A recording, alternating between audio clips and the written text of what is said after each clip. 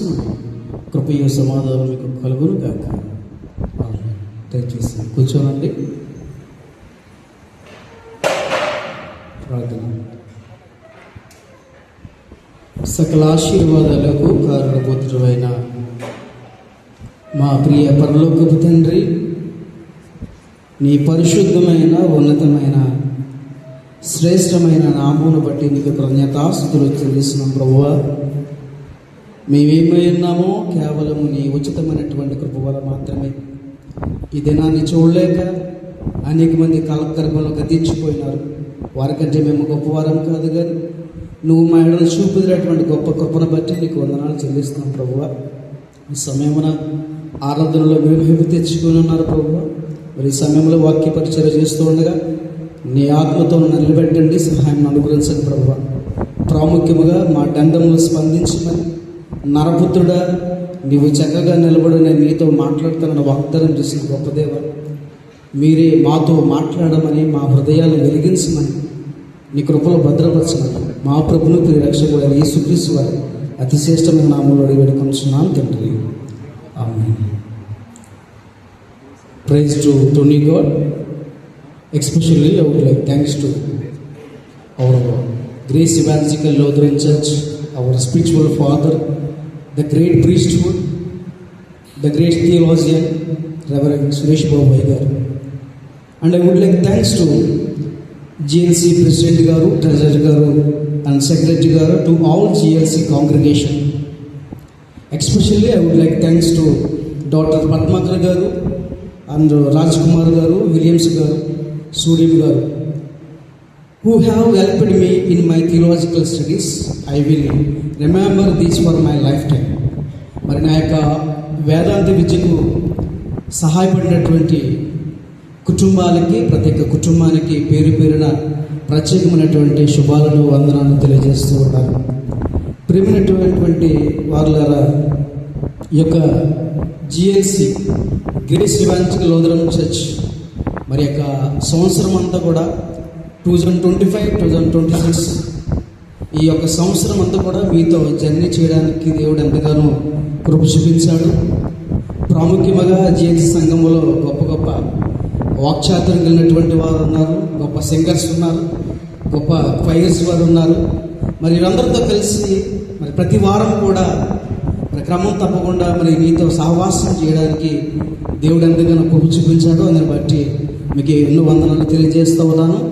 అదే రీతిగా పాస్టర్ సురేష్ బాబు గారు మరి ఎంతగానో నన్ను ప్రోత్సహించడం, ఆయన నన్ను ముందుకు తీసుకెళ్ళడం, ప్రతి ఒక్క విషయాన్ని కూడా ముందుకు తీసుకెళ్ళి నన్ను ఆధ్యాత్మికంగా నడిపించినటువంటి విషయాన్ని మీకు తెలియజేస్తూ ఉన్నాను. ప్రాముఖ్యంగా అయ్యగారు ఇక్కడ లేరు, కానీ అయ్యగారు ఉంటే బాగున్నాను. అయ్యగారి కోసం చెప్పడం జరుగుతుంది. ఆయన కోసం చెప్పడం గురించి కాదు, కానీ కొన్ని 7 విషయాలు ప్రతి వారం కూడా మనల్ని ప్రోత్సహించడానికి, ఆధ్యాత్మికమైనటువంటి కోణం నడిపించడానికి మరి అయ్యగారు సుమారు మన కోసం 7 మాటలు, ప్రతి వారం కూడా 7 మాటలు మన కోసం జ్ఞానించి మనల్ని బలపరిచినటువంటి సురేష్ బాబు గారికి వ్యక్తిగతమైనటువంటి కృతజ్ఞత వందనాలు తెలియజేస్తూ ఉన్నాను.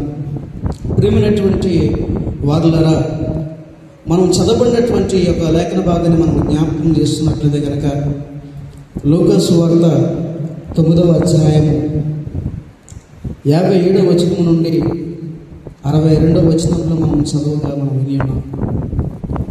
దీంట్లో ప్రాముఖ్యంగా మనం జ్ఞాపకం చేసుకున్నట్లయితే కనుక ఈరోజు మన యొక్క జ్ఞానాంశము ఫాలోయింగ్ క్రైస్ట్, క్రీస్తు ప్రభువుని మనము వెంబడించుట అనే విషయాన్ని, సందేశాన్ని, ఆ యొక్క అంశాన్ని మీ ముందుంచాలని నేను ఆశపడుతూ ఉన్నాను.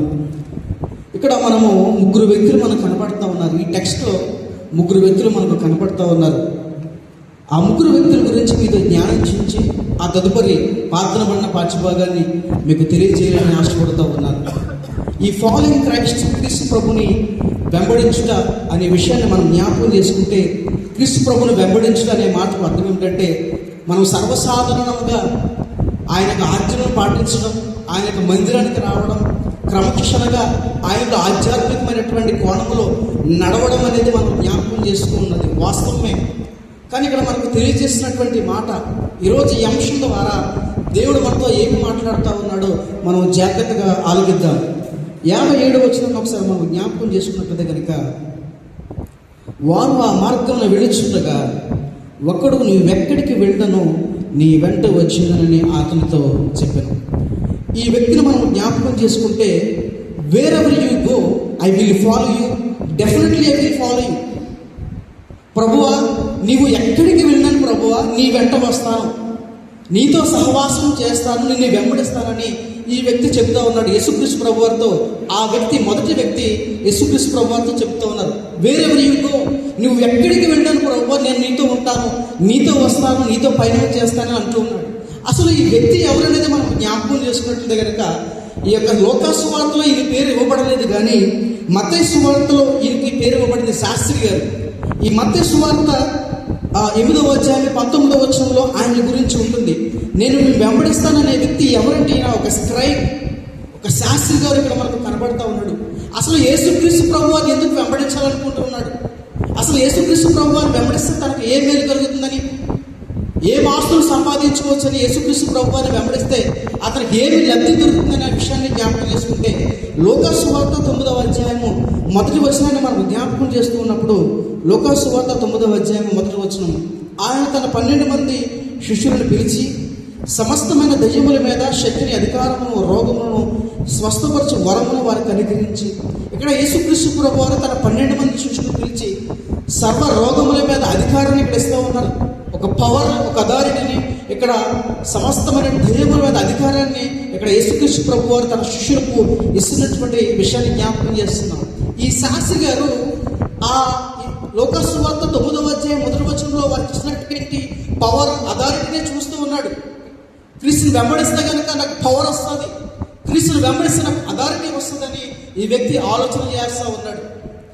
యేసులో ఉన్నటువంటి అధికారాన్ని చూస్తూ ఉన్నాడు, యేసు ఉన్నటువంటి శక్తిని, బలాన్ని అతను చూసినటువంటి సందర్భాన్ని మనకు జ్ఞాపకం చేస్తున్నది. యేసుని వెంబడిస్తే అధికారం, శక్తి, బలం వస్తుందని ఈ శాస్త్రి గారు, ఈ స్క్రైబ్ గారు ఆలోచన చేస్తూ ఉన్నారు.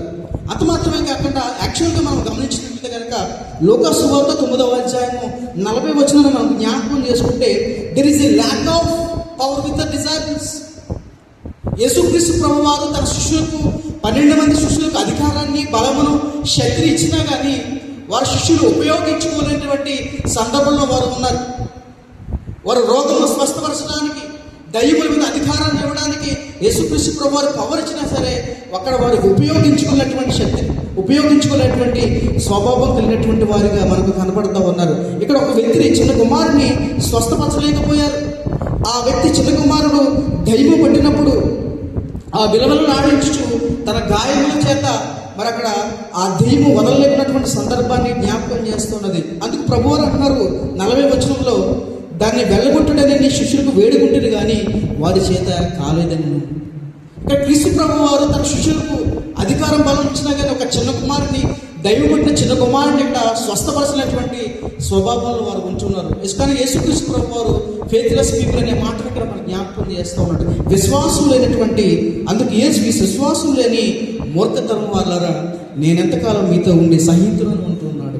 యేసుక్రీస్తు ప్రభువారు తన యొక్క 33 సంవత్సరాల కాలంలో మరి ఆయనతో పరిచయం చేశారు, ఆయనతో ఉన్నారు, ఆయన చూశారు, ఆయన చేసే అద్భుతాలు, ఆశ్చర్యకార్యాలు చూశారు. కానీ అవన్నీ కూడా వారిలో యేసుక్రీస్తు ప్రభువారు ఇచ్చినా సరే అవి ఉపయోగించుకున్నటువంటి స్వభావంగా ఉంటూ ఉన్నారు. మనం రెండోది మనం జ్ఞాపకం చేసుకుంటే, there is a lack of unity among the disciples. ఒక పక్కన వారు ఆ యొక్క అధికారాన్ని కోల్పోయారు, ఒక ప్రక్కన వారి యొక్క ఆ యూనిటీని కూడా వారు కోల్పోయారు. ఇదే వచనంలో లోకా సువార్త 9వ అధ్యాయంలో మనకు కనపడతా ఉన్నది. 46వ వచనంలో, తమలో ఎవడు గొప్పవాడని వారిలో తర్కము పుట్టగా, నువ్వు గొప్ప, నేను గొప్ప, శిష్యులలో క్రీస్తుని వెంబడించడానికి వారు ఏం చేస్తున్నారంటే తర్కం వారిలో వస్తున్నది. వారిలో యూనిటీని వారు కోల్పోయారు. అంత మాత్రమే కాకుండా there is a lack of compassion, వారిలో కనికరం లేనటువంటి వారుగా మనకు కనపడుతూ ఉన్నారు. ఈ యొక్క వ్యక్తి స్క్రైబ్ ఈ విషయాన్ని ఏమి పట్టించుకోవడం లేదు. కేవలం క్రీస్తు ప్రభువారు తన శిష్యులకు ఇచ్చినటువంటి అథారిటీ, పవర్ మాత్రమే తను చూస్తూ ఉన్నారు. కానీ ఆ యొక్క శిష్యుకి ఇచ్చినటువంటి అథారిటీ చూస్తూ ఉన్నాడు. కానీ క్రీస్తు మరి యొక్క శిష్యులు తన పవర్ అథారిటీ కోల్పోతున్నటువంటి విషయాన్ని ఇతను పట్టించుకున్నటువంటి స్వభావంలో ఉంటూ ఉన్నాడు. ప్రియమైనటువంటి వారు, ఈ శాస్త్రి గారు ఇవన్నీ చూస్తూ ఉన్నాడు, శిష్యుడికి ఇచ్చినటువంటి పవర్ చూస్తూ ఉన్నాడు. ఇవన్నీ కూడా వారు యూజ్ చేసుకున్నటువంటి స్వభావంలో వారు ఉంటూ ఉన్నారు. అందుకే అంటూ ఉన్నాడు, మొదటిగా వేరే you go I will follow you, definitely I will follow you. క్రీస్తు ప్రభు వారిని వెంబడిస్తే నాకు లైఫ్ ఉంటుంది. క్రీస్తు ప్రభు వారిని వెంబడిస్తే లైఫ్ సెటిల్ అయిపోతూ ఉంటుంది. క్రీస్తు ప్రభు వారిని వెంబడిస్తే నాకు చర్చిలో ఒక గుర్తింపు ఉంటుంది, ఐడెంటిటీ ఉంటుంది. చర్చిలో నన్ను అందరూ గుర్తిస్తారు. చర్చిలో నేను క్రీస్తు ప్రభు వారిని వెంబడిస్తే నన్ను అన్ని సౌకర్యాలు కలిగి ఉంటాయని ఈ వ్యక్తి ఆలోచన చేస్తున్నాడు.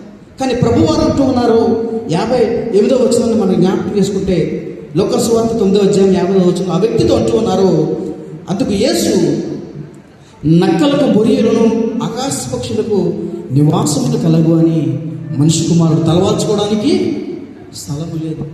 మనిషి కుమారుడు తలవాల్చుకోవడానికి స్థలము లేదు. ఇదిగో నువ్వు నన్ను వెంబడించాలనుకుంటున్నావు కదా, నాతో పయనించాలనుకుంటున్నావు కదా, నాతో ఉండాలని ఆశపడుతున్నావు కదా, కానీ నక్కలకు ఆకాశ పక్షులు గూళ్ళు ఉన్నా కానీ నా మనిషి కుమారుడు తలవాల్చుకోవడానికి కూడా నాకు స్థలం లేదంటూ ఉన్నాడు.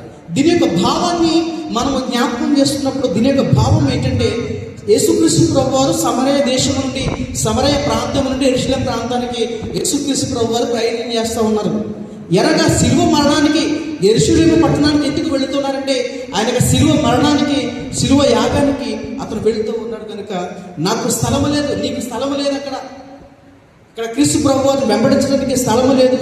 నేను శిలువకు అప్పగింపబడుతూ ఉన్నాను, తండ్రి చిత్త ప్రకారం జరిగించబడుతున్నానని ఆ యేసుక్రీస్తు ప్రభు వారు మొదటి వ్యక్తితో మాట్లాడుతూ ఉన్నాడు. ఒక స్కాలర్ అంటాడు, this is more of geographical commitment. Geographical commitment అంటే ఏంటంటే, నువ్వు ఎక్కడికి వెళ్ళినా నీతో ఉంటాను, నీతో పయనిస్తాను, నువ్వెక్కడికి వెళ్ళినా సరే నీతోనే నేను పయనిస్తూ ఉంటాను అని వాగ్దానం చేయడం. అంటే యేసుక్రీస్తు ప్రభువుని వెంబడిస్తే నాకు అధికారం వస్తుంది, శక్తి వస్తుందని ఆలోచన చేయడం అనే విషయాన్ని జ్ఞాపకం చేస్తూ ఉన్నది. దీనిని జియోగ్రాఫికల్ కమిట్మెంట్ అనేది మనం సంఘానికి అప్లై చేసుకున్నప్పుడు, దీన్ని అన్వయించుతున్నప్పుడు సంఘంలో ఉన్నటువంటి మన భక్తి ఏ రీతిగా ఉంటున్నది, సంఘము బయటికి వెళ్ళిన తర్వాత మన భక్తి ఏ రీతిగా ఉంటున్నది జ్ఞాపకం చేస్తున్నది. ఈ జియోగ్రాఫికల్ కమిట్మెంట్ అనేది సంఘంలో ఉన్నటువంటి మన భక్తి ఏ రీతిగా ఉన్నది, సంఘం వెలుపల ఉన్నటువంటి బయట ఉన్నప్పుడు మన భక్తి ఏ రీతిగా ఉంటున్నది జియోగ్రాఫికల్ కమిట్మెంట్ అనేది మనకు తెలియజేస్తూ ఉంది. చర్చిలో మనం చక్కగా వచ్చి ప్రార్థన చేస్తూ ఉంటాం, చక్కగా ఆరాధన చేస్తూ ఉంటాం, చక్కగా దేవుని యొక్క వాక్యాన్ని మనం వింటూ ఉంటాం, చక్కగా సాక్ష్యాలు చెప్తాం, చక్కగా స్పెషల్ సాంగ్స్ పాడుతూ ఉంటాం, అన్నీ చేస్తాం. కానీ మరి ఆ యొక్క ఇష్టానుసారం బయటకు వెళ్ళిన తర్వాత ఇష్టానుసారమైనటువంటి జీవితాన్ని జీవించడానికి మనము పైన చేస్తుంటాం. చర్చలు ఉన్నంత వరకు ఈ టెరిటరీకి మాత్రమే ప్రియమైనటువంటి వారులారా ఇష్టానుసారమైన జీవితాన్ని మనం గడపడానికి ఇష్టపడుతూ ఉంటాం. ఈ టెరిటరీకి మాత్రమే నమ్మకముగా, విశ్వాసముగా ఉండడానికి మనము నిక్కర్సుగా ఉండడానికి పయనిస్తాం. కానీ when out side of the church I don't care. భక్తులు ఉన్నప్పుడు ఎంత ప్రార్థన చేస్తాము, ఎంత కన్నీటితో ప్రార్థన చేస్తాము, చక్కగా దేవుని యొక్క వాక్యాలు వాచడం, దేవుని యొక్క పరిచయం చేయడం.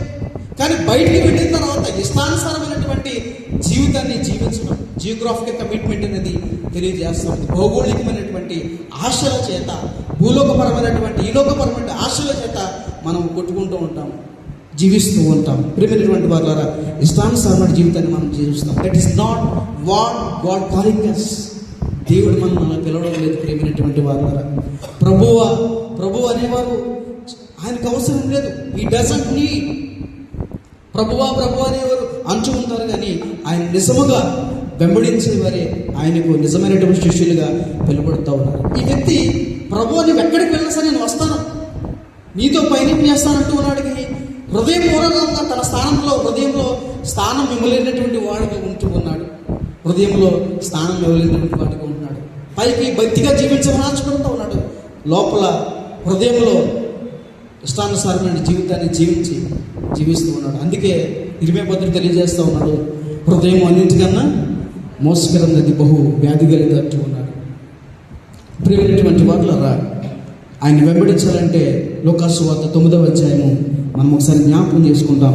లూకా సువార్త 9వ అధ్యాయం 23వ వచనం ఒకసారి జ్ఞాపకం చేసుకుంటే, మరియు ఆయన అందరితో ఎట్లను, ఎవడైనాను నన్ను వెంబడింప గోరిన యెడల తను ఉపేక్షించుకుని ప్రతి దినము కూడా తన సిలువనెత్తుకొని నన్ను వెంబడించాలంటూ ఉన్నాడు. ప్రతి దినము కూడా ఏదో ఆదివారం దినాన, ఏదో శుక్రవారం దినాన ప్రభుని మనం వెంబడించడం మాత్రమే కాదు, కానీ ప్రతి దినము కూడా ఆయన సిలువను మనం మోస్తూ ఉండాలి. సిలువను మోయడం అంటే మెడలో ధరించుకోవడం కాదు.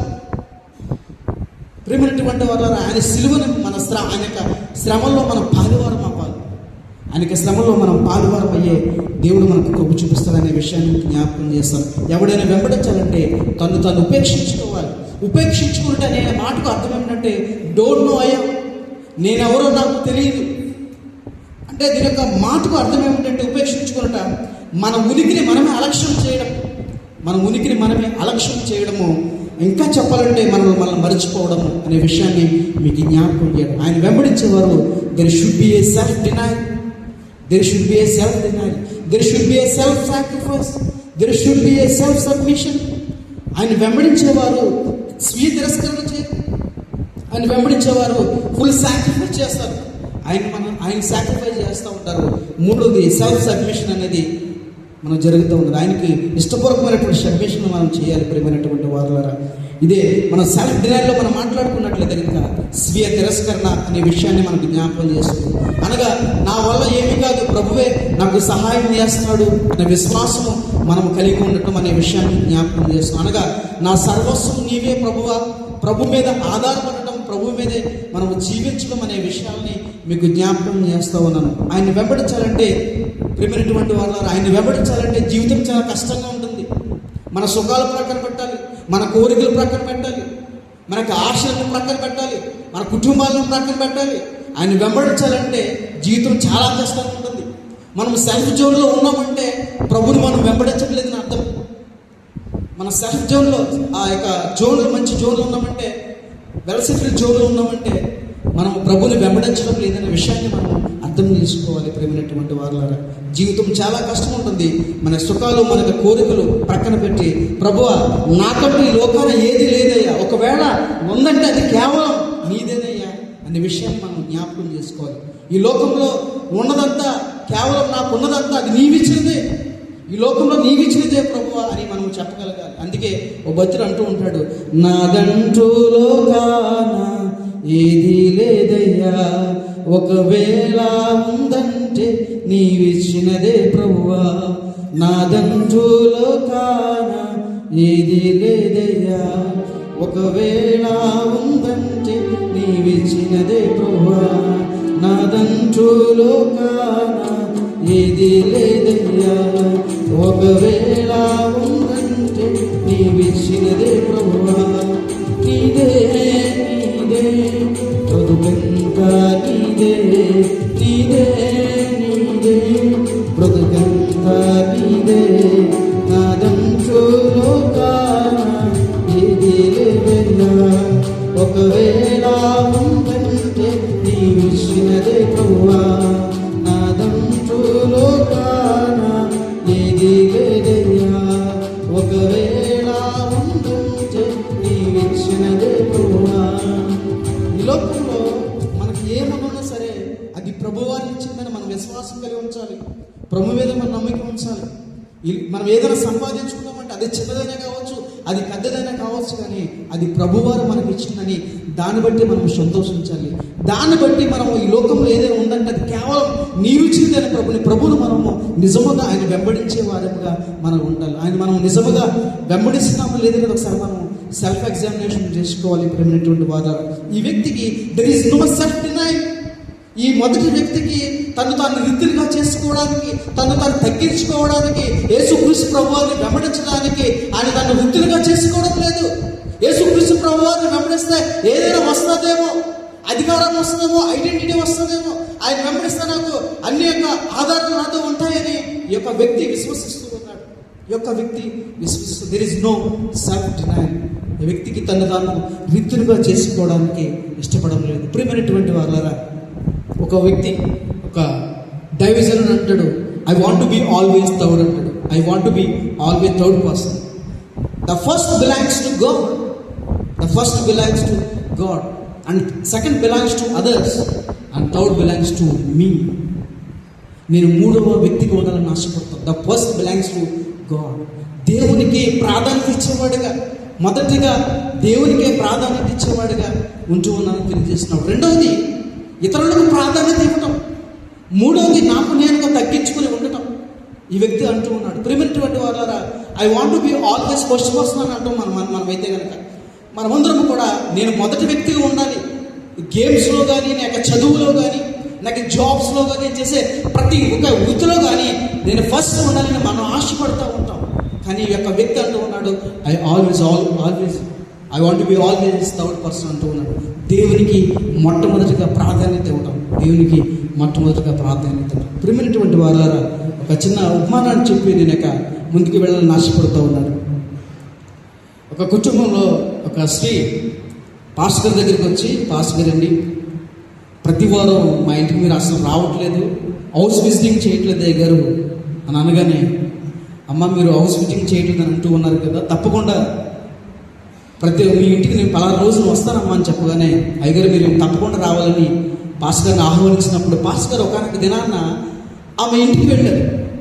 ఆమె ఇంటికి వెళ్ళి ఆమెతో మాట్లాడుతూ ఉన్నారు. అమ్మా, ప్రతిరోజు దేవుని యొక్క వాక్యాన్ని చదువుతూ ఉన్నారా? ప్రతిరోజు దేవుని యొక్క వాక్యాన్ని మీరు చదువుతూ ఉన్నారు అనగానే, అదేంటండి పాస్టర్ గారు, ఉదయం చదువుతున్నాను, మధ్యాహ్నం చదువుతున్నాను, రాత్రి వేళ కూడా ప్రభు నేను జ్ఞాపకం చేస్తూ ఉన్నాను, ప్రతిరోజు కూడా దేవుని యొక్క వాక్యాన్ని చదువుతాను అడిగారు అన్నది. సరే మంచిదమ్మా అనగానే, పాస్టర్ గారికి ఒక బిర్యానీ పెట్టే ముందు ఒక సేమియా వేసి వచ్చిందండి. ఆ సేమియా వెండి గిన్నె ఏమి వేసి వచ్చిందండి? వెండి గిన్నె వేసి వచ్చింది. వెండి గిన్నెతో పాటు వెండి స్పూన్ కూడా వేసి వచ్చిందండి. పాస్టర్ గారు చక్కగా తింటూ ఉన్నాడు, వెండి గిన్నెలో తింటూ ఉన్నారు. పాస్టర్ గారు వచ్చారంటే మనము దైవజనుడే వచ్చాడు, మా గృహంలో వచ్చాడని మనం ఆలోచన చేసి దైవజనులు మనం ప్రేమిస్తూ ఉంటాం. ఆ పాస్టర్ గారు చక్కగా బిర్యానీ తిన్నారు, సేమియా తిన్నారు, వెండి గిన్నెలో తిన్నారు, వెండి స్పూన్తో కూడా తిన్నారు. చక్కగా ఆ పాస్టర్ గారికి ఆఫరింగ్ ఇచ్చారు, పంపించారు. జరిగినటువంటి విషయం ఏంటంటే, వెండి గిన్నె ఉంది కానీ వెండి స్పూన్ కనపడతలేదంట. ఏమన్నా వెండి గిన్నె ఉంది కానీ వెండి స్పూన్ మాత్రం కనపడతలేదు. ఏంటి వెండి గిన్నె ఉంది కానీ వెండి స్పూన్ కనపడతలేదు, పాస్టర్ గారు ఏమి తీసేశారు అని ఆలోచన చేస్తాం. అయిపోయి పాస్టర్ గారు ఎందుకు తీస్తారు? పాస్టర్ గారు తీయాల్సినటువంటి అవసరం లేదు. ఆయనే 10 వెండి స్పూన్లు కొనుక్కొని కెపాసిటీ ఉంది, ఆయనకి క్యాపబిలిటీ ఉంది, ఆయన కొనుక్కోగలరు అని చెప్తా ఉన్నారు. ఈ స్పూన్ ఎక్కడికి వెళ్ళింది అని ఆలోచన చేస్తూ ఉంది. సోఫా వెనకాల వెతుకుతుంది, మొత్తం ఇల్లంతా వెతుకుతుంది, కానీ ఎక్కడ కూడా ఆ యొక్క స్పూన్ అనేది కనపడతలేదు. సరే పాస్టర్ గారు తీసేసి ఉంటారని చెప్పేసి పాస్టర్ గారిని ఆదివారం వచ్చినప్పుడు పాస్టర్ గారిని అడిగితే వద్దా, పాస్టర్ గారిని అడిగితే ఏమనుకుంటారు ఆ స్పూన్ గురించి అని పాస్టర్ గారి దగ్గరికి వచ్చి ఆ పాస్టర్ గారి దగ్గర అంటూ ఉన్నారు. పాస్టర్ దగ్గరికి వచ్చి ఆమె అంటూ ఉన్నది, అమ్మా అయ్యారు పలానా రోజులు మా ఇంటికి మీరు వచ్చారు కదా, హౌస్ విజిటింగ్కి వచ్చారు, నేను రమ్మను కానీ మీకు చక్కగా పాయాసం వేసి సేమ్ వేసి ఇచ్చాను, మీకు వెండి గిన్నె ఇచ్చాను, వెండి స్పూన్ కూడా వేసి ఇచ్చాను అయ్యారు, కానీ వెండి గిన్నె కనపడుతుంది కానీ వెండి స్పూన్ కనపడతలేదు అయ్యారు అని పాస్టర్ గారు అడిగారు. పాస్టర్ గారు అన్నారు, అమ్మా ఆ వెండి స్పూన్ నేనే తీశానని అనుకుంటూ ఉన్నావు కదా, నువ్వు ఆ వెండి స్పూన్ నేనే తీశానని నువ్వు అనుకుంటూ ఉన్నావు కదా అనగానే, ఒకసారి నీ బైబిల్ జిప్ ఓపెన్ చేయమనగానే ఆమె బైబిల్ జిప్ ఓపెన్ చేసింది. వెంటనే టంగుమని కిందడింది. ఏంటండి? వెండి స్పూన్ బైబిల్ నుంచి కింద పడింది, వెండి స్పూన్. ఆమె పాస్టర్ గారు అడుగుతూ ఉన్నారు ఆమెను, అమ్మ ప్రతిరోజు మీరు వాక్యం చదువుతున్నారా? ప్రతిదినం కూడా వాక్యం చదువుతారంటే అని ఆమె అన్నది. అమ్మ అయ్యగారు మేము ప్రతిదినం కూడా దేవుని యొక్క వాక్యం చదువుతాం అయ్యగారని అబద్ధాలు చెప్పింది. ప్రియమైనటువంటి వారులారా, మనము మన యొక్క దైవజనులు మనం మోసం చేయొచ్చేమో కానీ సంఘాన్ని మనం మోసం చేయొచ్చేమో కానీ సంఘ విశ్వాసం సంఘ పెద్ద నాయకులు మనం మోసం చేయొచ్చేమో కానీ దేవుని మాత్రం మనము మోసం చేయలేదు.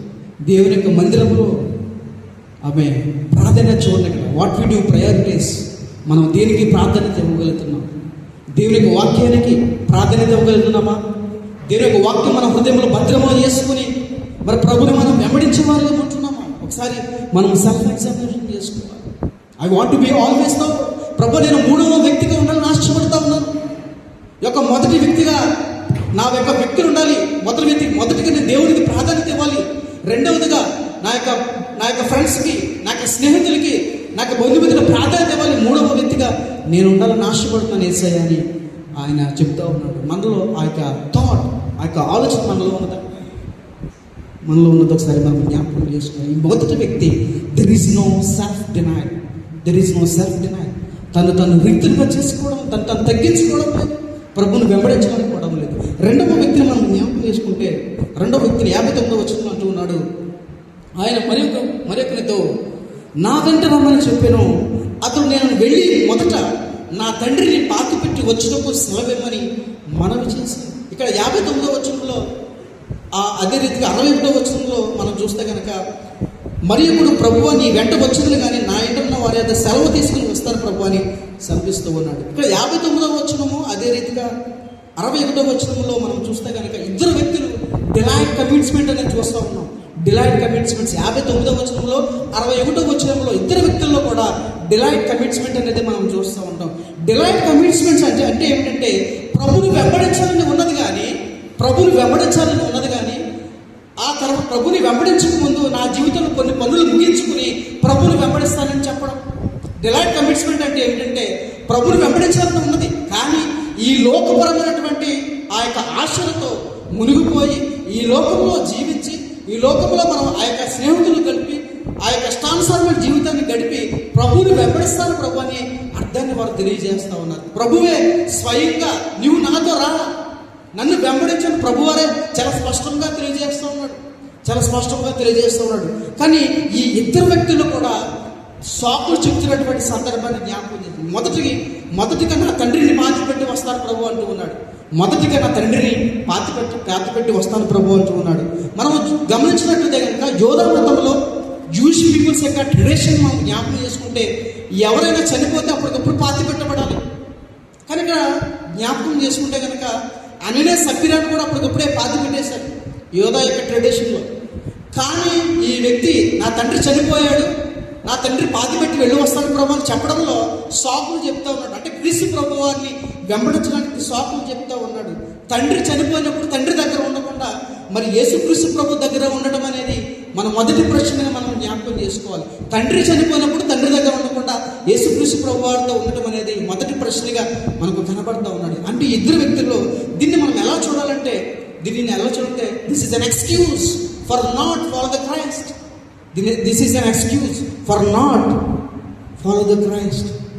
క్రీస్తు ప్రభు వారిని వెంబడించడానికి సాకులు చెప్తా ఉన్నారు. కొంతమంది సాకులు చెప్తూ ఉంటారు. క్రీస్తు మందిరానికి రావడానికి, దేవుని యొక్క సంఘానికి రావడానికి ఈ వారం నాకు కుదరలేదండి, ఈ వారం చాలా బిజీగా ఉన్నానండి. 2 గంటలు దేవుని యొక్క మందిరానికి పోతే మన యొక్క జీవితమే వృధా. వారంలో 2 గంటలు దేవుని యొక్క మందిరానికి ఇవ్వకపోతే మన జీవితమే శూన్యం. మనం కుటుంబం ఏ పాటికంటే ఇంతలోనే కనబడి అంతలోనే మాయమైపోయేది. మనము దేవునికి ప్రయారిటీ ఇవ్వడం అనేది మనం నేర్చుకోవాలి. పెద్దవాడైనా కానీ చిన్నవాడైనా కానీ ఎవరైనా కానీ ప్రాధాన్యత దేవునికి ప్రాధాన్యత ఇవ్వడం అనేది చాలా గొప్ప విషయం అనే విషయాన్ని జ్ఞాపకం చేస్తుంది. వీరు ఇద్దరు కూడా సాకులు చెప్తున్నారు. దేవుని మందిరానికి రావడానికి, దేవుని వెంబడించడానికి సాకులు చెబుతూ ఉన్నారు. అంటే తండ్రి చనిపోయిన తర్వాత ఈ వ్యక్తి తండ్రి అనంతరము మరి కొడుకుకు ఆస్తి వస్తుంది కదని ఆలోచన చేస్తూ ఉన్నాడు. It is divide known as divide duties. ఇద్దరు వ్యక్తులు కూడా ఆలోచన చేస్తూ ఉన్నారు. తండ్రి సంపాదన కోరుకుంటున్నాడు, ఓ ప్రక్కన క్రీస్తు ప్రభు వారిని వెంబడించాలనుకుంటూ ఉన్నాడు. ఓ ప్రక్కన తండ్రి సంపాదన కోరుకుంటూ ఉన్నాడు, కానీ దేవుని మరి వెంబడించాలని వ్యక్తి కోరుకుంటూ ఉన్నాడు. ప్రియమైనటువంటి వారలారా, there should be a immediately action మనం తీసుకోవాలి. ఇక్కడ చివరిగా అంటూ ఉన్నాడు యేసు 62వ వచనంలో యేసు ప్రభు వారు అంటున్నారు, ఆ వ్యక్తులకు అంటూ ఉన్నారు, నాగిటి మీద చేయి పెట్టి వెనుకతట్టు చూచువాడు ఎవడను కూడా దేవునికి రాజ్యములకు పాత్రుడు కాడని విషయాన్ని జ్ఞాపకం చేస్తూ ఉన్నది. నాగిటి మీద చేయి పెట్టి వెనుకతట్టు చూచువాడు ఎవడు కూడా దేవుని యొక్క రాజ్యానికి పాత్రుడు కాడు. ఈ లోకపరమైన ఆశలతో, లోకపరమైన కోరికలతో, ఆ యొక్క ఆశలతో ఉన్న వారికి దేవునికి రాజ్యం అనేది ఇవ్వబడదు. చాలా స్పష్టంగా మాట్లాడుతున్నారు, నన్ను వెంబడించండి, నాతో పయనించండి అని తన యొక్క ముగ్గురు శిష్యులకు తెలియజేస్తూ ఉన్నాడు. ప్రియమైనటువంటి వారలారా, మనం ఈ విషయాన్ని జ్ఞాపకం చేసుకుంటే పాత నిబంధన గ్రంథంలో మనం జ్ఞాపకం చేసుకుంటే కనుక ఆదికాండము 12వ అధ్యాయము, ఆదికాండము 12వ అధ్యాయము మొదటి వచనం ఒకసారి మనం జ్ఞాపకం చేసుకుంటే చదువు.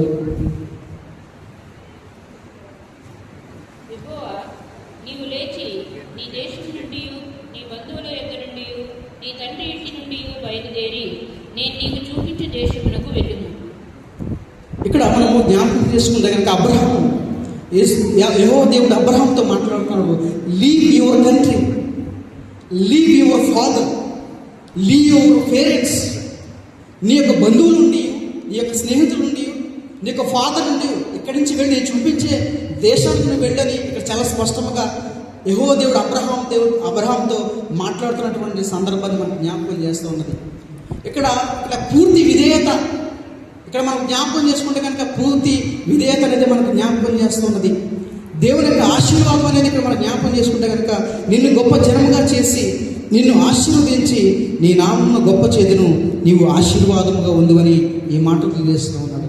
ఇక్కడ క్రీస్తు ప్రభువుని వెంబడించడంలో ఇక్కడ ప్రభువా నేను ఎక్కడికి వెళ్ళాలి ప్రభువా, నువ్వు చూపించే మార్గం ఏమిటి తెలియదు, నేను అసలు ఎక్కడికి వెళ్ళాలి, నువ్వు చూపిస్తానన్నా మార్గం ఏంటో నాకు తెలియదు ప్రభువా. కానీ ఇక్కడ ఆ క్వశ్చన్స్ ఏమి కూడా అబ్రహాం దగ్గర వేయలేదు, క్వశ్చన్స్ వేయలేదు. ప్రభు నేను చూపించే దేశానికి నువ్వు వెళ్ళమన్నాడు అంతే. ప్రభుని వెంబడించేవాడికి ఇక్కడ మనకు కనబడతా ఉన్నాడు అబ్రహాం.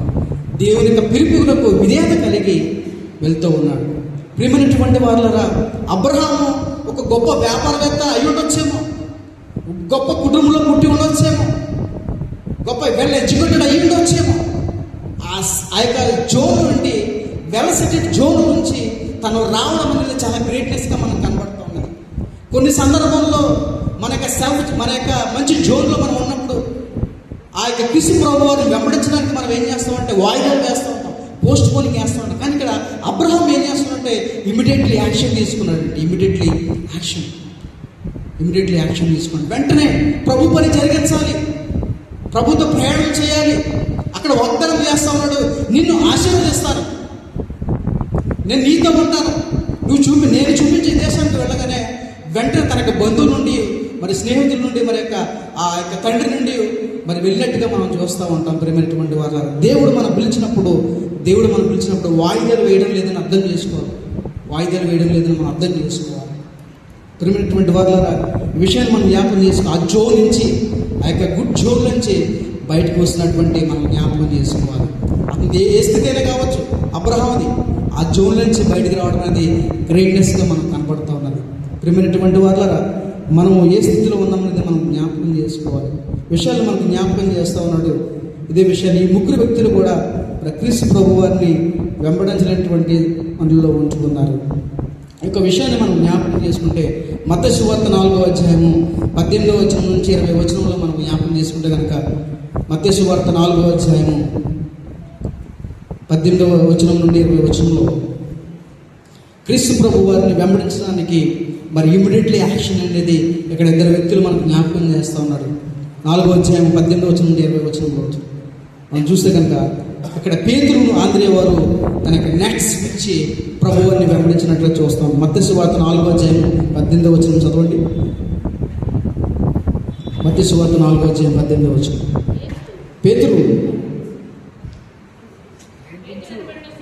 పేతురు అనబడిన సీమోను, అతని సహోదరుడైన ఆంద్రేయ, మరి ఇద్దరు సహోదరులను సముద్రంలో వలవేయడం చూచిరి. వారు చాలరు.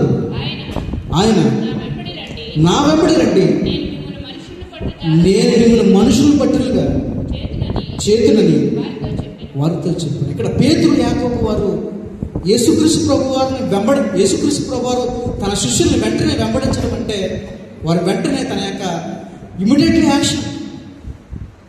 యాక్షన్ వెంటనే వారు స్పందించారు. తమ యొక్క వలలు పక్కన పెట్టి క్రీస్తు ప్రభువాన్ని వెంబడించారండి. అటువంటి డిలైట్ కమిట్మెంట్ అనేది మనలో ఉంటున్నదా? అటువంటి క్రీస్తు ప్రభువాన్ని వెంబడించాలనే ఆతృత మనలో ఉంటుందా? ఒకసారి మనం జ్ఞాపకం చేసుకోవాలి. ప్రభువుని వెంబడిస్తే నాకు ఏదైనా వస్తుందని మనం వెంబడించే వారిగా ఉండకూడదు. ప్రభువాన్ని మనం వెంబడిస్తే నాకు ఏదైనా వస్తుంది, ఆయనతో ఉంటాను, ఆయనతో సహవాసం చేస్తాననే విశ్వాసం కలిగినప్పుడు నిజముగా ప్రభువాన్ని మనం వెంబడించాలి. తను తాను ఉపేక్షించుకుని నేనెవరో నాకు తెలియదు, నేను క్రీస్తు ప్రభువారి కోసమే నేను జీవిస్తాను, అర్పిస్తానని మనం జ్ఞాపకం చేసుకోవాలి. అటువంటి తీర్మానము మనం చేసుకోవాలి. ప్రేమైనటువంటి వారు క్రీస్తు యొక్క రాజ్యంలో మనం స్వతంత్రించుకునే రాత్రి ఉండాలి. క్రీస్తు యొక్క రాజ్యంలో మనం స్వతంత్రించుకోవాలంటే మనం ఏం చేయాలంటే ప్రభువాన్ని మనం నిజముగా వెంబడించే వారిగా ఉండాలి. Reverend doctor Martin Luther, the great reformer, the great priesthood, the wonderful theologian reverend doctor Martin Luther గారు అంటాడు, మోక్షము చేరాలంటే మనుషుల యొక్క మాటలు కాదు, క్రీస్తు యొక్క మాటలే అంటూ ఉంటాడు. మనుషుల మాటలు కాదు కానీ క్రీస్తు మాటలు. అంటే అనగా every Christian based on the scriptures.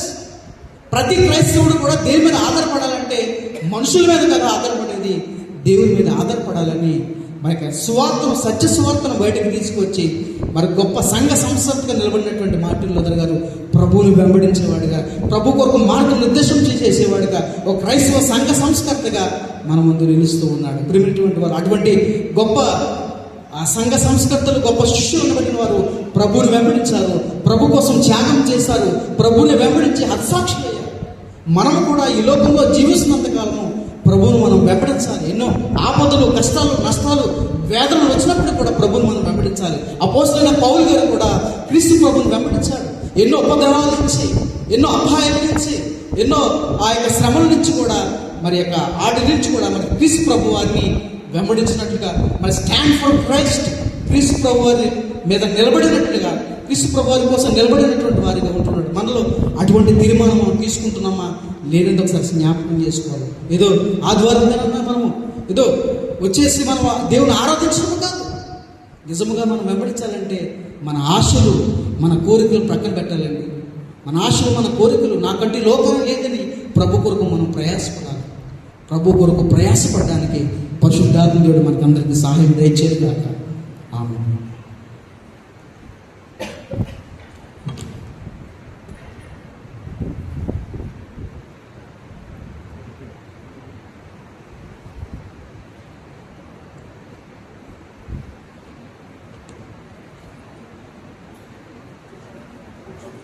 మన రక్షకుడు ప్రభు అయిన యేసుక్రీస్తు పరిశుద్ధ నామములో అందరికీ నా యొక్క ధన్యవాదాలు, శుభాలు చెల్లిస్తున్నాను.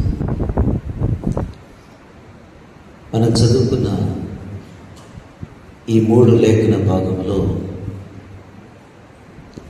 చక్కని సందేశాన్ని ప్రశాంత్ మనకు అందించాడు. లూకాసు వార్త 9వ అధ్యాయము 57 నుండి 62 వరకు మనం చదువుకున్నాం. యేసు ప్రభు యొక్క మిషన్ క్లైమాక్స్కి వచ్చేసింది. ఆయన యెరూషలేమునకు వెళ్ళడానికి అభిముఖుడై ఉన్నాడు. ఆయన మిషన్ కంప్లీట్ కావస్తూ ఉంది. అందుకే యెరూషలేమునకు వెళ్ళడానికి ఆయన సిద్ధంగా ఉన్నాడు. ఆయన ముఖమంతా కూడా యెరూషలేము పట్టు తిప్పుకున్నాడు. ఎందుకంటే అక్కడ తృణీకరించబడాలి, పెద్దల చేత హింస పొందాలి. వీటి మీద యేసు ప్రభువారు దృష్టి పెట్టినప్పుడు శిష్యులకు సమరయలో ప్రభు పేరు చెప్తే బస ఇవ్వలేదని చెప్పి ఆకాశం నుంచి అగ్ని దింపి వీరిని నాశనం చేయదుమా అని శిష్యులు ప్రభుని అడిగారు. అలాంటి సందర్భంలో యేసు ప్రభు వారు ఆయన వెంబడించే ట్రూ డిసైబుల్షిప్, నిజమైన శిష్యులు, కాస్ట్ ఆఫ్ ఫాలోయింగ్, నన్ను వెంబడిస్తే త్యాగం చేయాలి అని 3 ఎగ్జాంపుల్స్ చెప్పారు. అదేవిధంగా ఒక రైతు కథ గురించి యేసు ప్రభు వారు క్లుప్తంగా వివరించారు. ఆయన వెంబడించాలని అందరికి ఇష్టమే, మనకిష్టమే. ముఖ్యంగా ఈ 4 సంవత్సరాలు పూర్తి చేసుకుని కళాశాల నుంచి బయలుదేరుతున్నటువంటి స్టూడెంట్స్ అందరికీ, అదేవిధంగా స్టూడెంట్ పాస్టర్ ప్రశాంత్కి ప్రభు చెప్పే మాటలు ఇక్కడ మనకు కనపడుతున్నాయి. వారు మార్గమును వెళుచుండగా ఒకడు, నీవెక్కడికి వెళ్ళినను నీ వెంట వచ్చేదనని ఆయనతో చెప్పాను. ఇంపల్సివ్ ఫాలోవర్స్ అంటాం. Impulsive followers. ఇంపల్సివ్ అంటే ఆలోచించకుండా వెంటనే స్పందించే మనస్తత్వం. ఈ మొదటి వ్యక్తి ఆలోచించలేదు, వెంటనే స్పందించాడు. స్పందించి నీవెక్కడికి వెళ్ళినను నీ వెంట వచ్చిందని ఆయనతో చెప్పాను. చాలా సంతోషం. ప్రారంభంలో కొంచెం ఉత్సాహం ఉంటుంది స్టూడెంట్ పాస్టర్స్కి, చాలా ఉత్సాహం ఎక్కువ ఉంటుంది.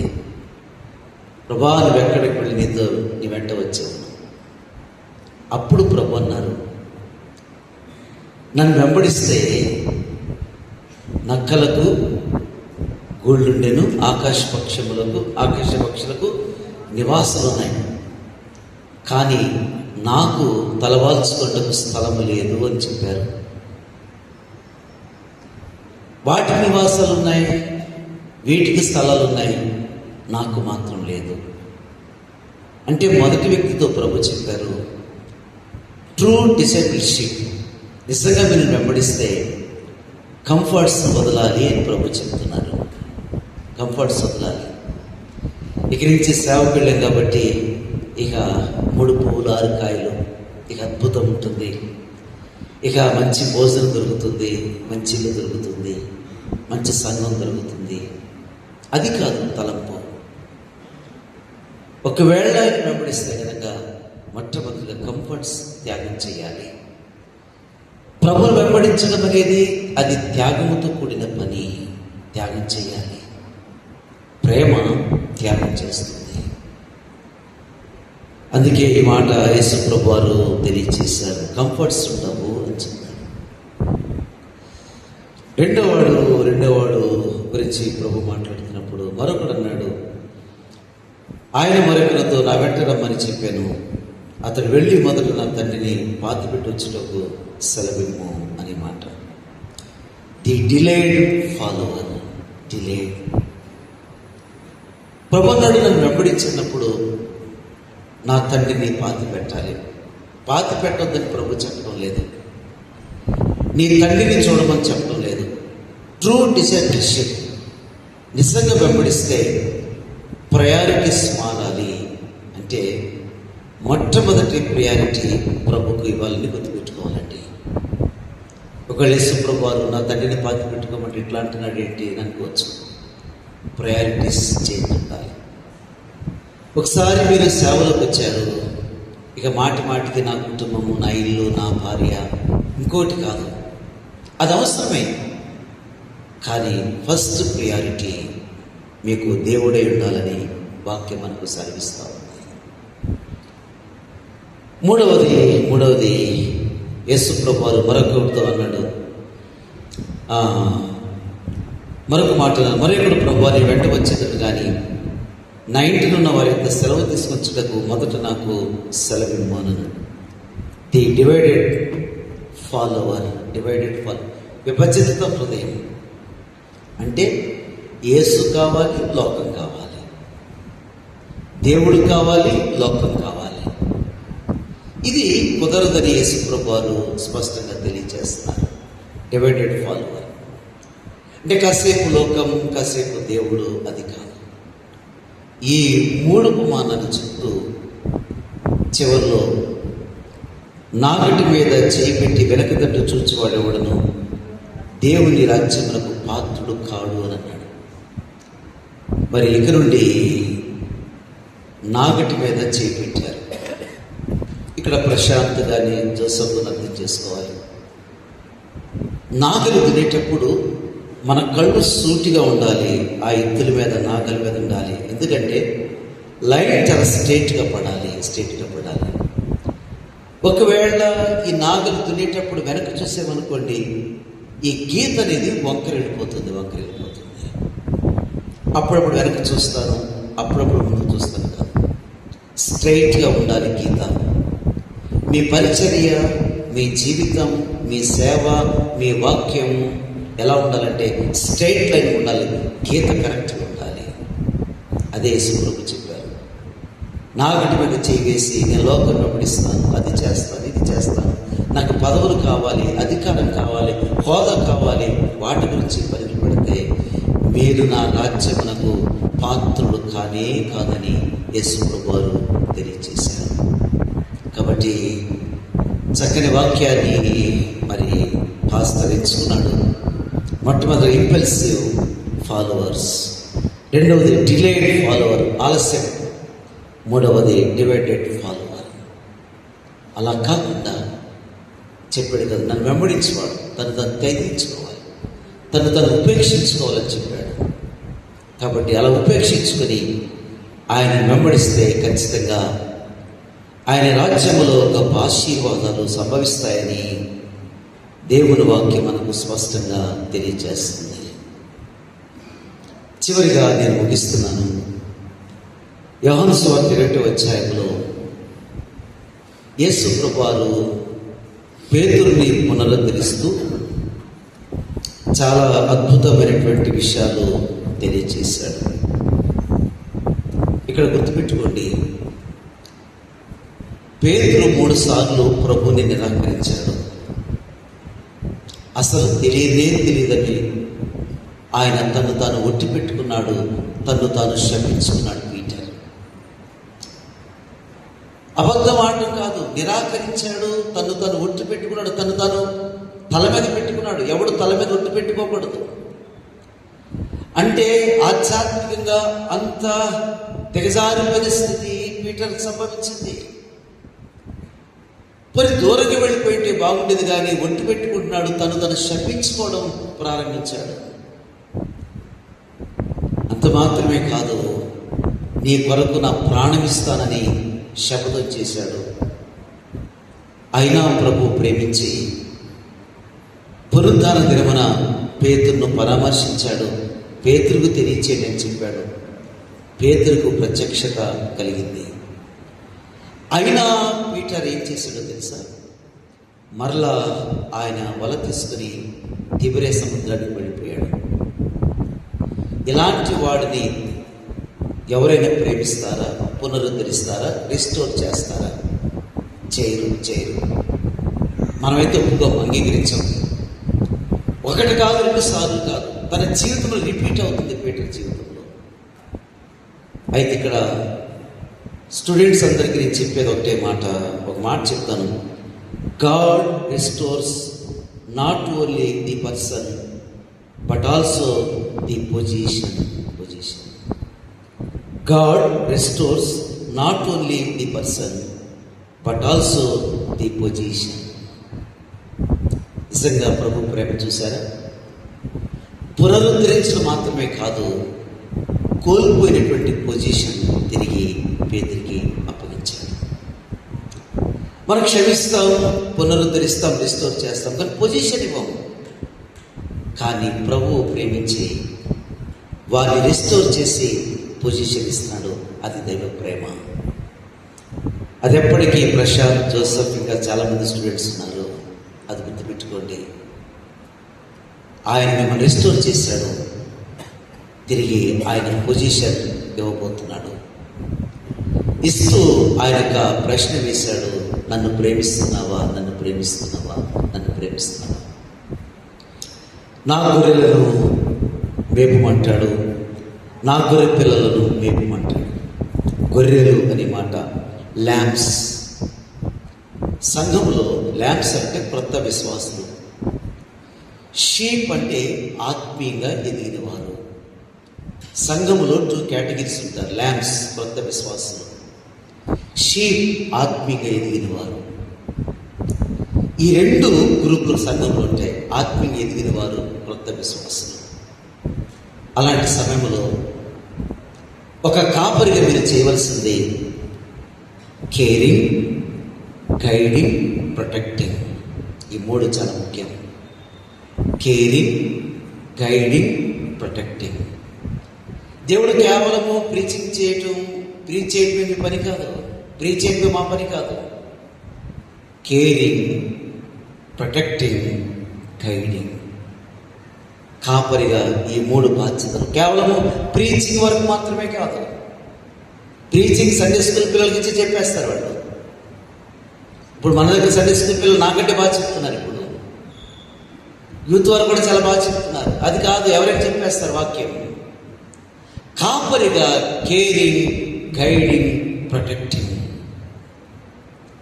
ఈ మూడు చేయవలసిన కాపరి బాధ్యతలు. అందుకే దేవుడు ఈ గొప్ప పనిని వారికి అప్పగించాడు.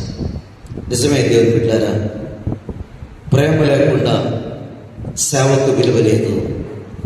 వినయం లేకుండా ఆ ప్రేమ నిజం కాదు. కాబట్టి ప్రభుని ప్రేమిస్తే ఆయన అప్పగించినటువంటి గొర్రెలను, ఆయనకు అప్పగించిన సంఘాన్ని చక్కగా పాలించాలి, చక్కగా మేపాలి, ప్రభుని కనపరచాలి. అప్పుడే నా రాజ్యంలో మీరు మహిమ చూస్తారన్నారు.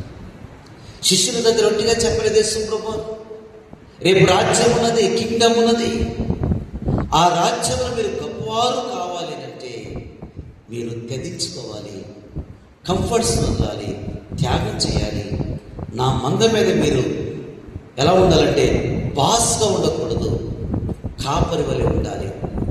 మందకు మాదిరి చూపించాలి, గైడ్ చేయాలి, ప్రొటెక్ట్ చేయాలి, వారిని భద్రపరచాలి, వారికి సరైన వాక్యం ఇచ్చి వారిని మేపాలి. కాబట్టి యేసు ప్రభు యొక్క ప్రేమ ఎంత గొప్పదో కదా, ఆయన ప్రేమ ఎంత శ్రేష్టమైనదో గమనించి ఆలోచించి చక్కగా ఆయన పనిచేసి ముందుకు సాగుదాం. అలా ఉండటానికి పరిశుద్ధాత్మ దేవుడు మనందరినీ సిద్ధపరిచి సంరక్షించి సహాయము చేయగాక. సమస్త జ్ఞానములకు మించిన మన తండ్రికి సమాధానం యేసుక్రీస్తు వలన మీ హృదయములకు, మీ తలపులకు కావలి ఉండునుగాక. దేవా